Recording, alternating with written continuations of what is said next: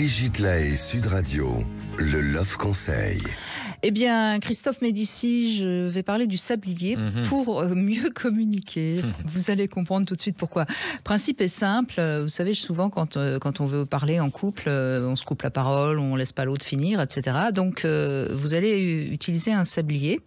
Et comme ça, vous serez sûr que votre partenaire ne vous interrompra pas, puisque vous allez laisser le sablier s'écouler et ensuite seulement l'autre aura la parole.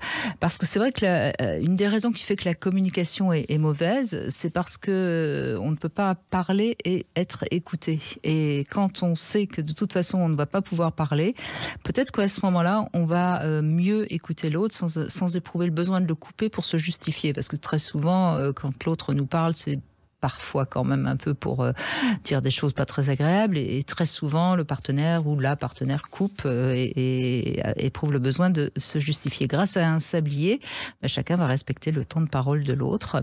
Mais peut-être quand même une petite astuce, celui qui demande à dialoguer aura le droit à 2 fois plus de temps durant les premiers échanges. Ah, intéressant. Parce que quand on éprouve le besoin de communiquer quelque chose, c'est que généralement il y a vraiment quelque chose d'important. Et voilà, donc ça pourrait être une manière donc de pouvoir se parler vraiment. C'est vrai qu'au début, celui qui doit se taire et qui doit attendre risque d'être ronger son frein un peu. Oui, exactement. Et ça veut dire quoi ? Ça veut dire que vous avez du mal à écouter. Si vous êtes en train de ronger votre frein, si vous êtes là en train de plutôt regarder le sable qui s'écoule, au lieu d'écouter votre partenaire. C'est pas simple d'écouter. Vous avez une très bonne écoute, mais Claudel avait dit parler est un besoin, écouter un talent. C'est un talent d'écouter. Et tout le monde l'a pas à la base. Ça devrait. Moi, j'ai pourtant beaucoup de travail à faire. Non, vous croyez. J'ai progressé grâce à vous, Brigitte, au fil des années.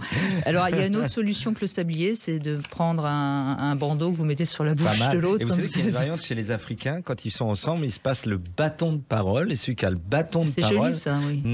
Tiens, et tout le monde écoute jusqu'à celui qui a le bâton de parole le repasse. Dans le couple, c'est une variante du sablier. C'est très juste, c'est très beau. Mais d'ailleurs, en Afrique, ils ont des rituels qui magnifiques, sont très magnifiques, intéressants. absolument.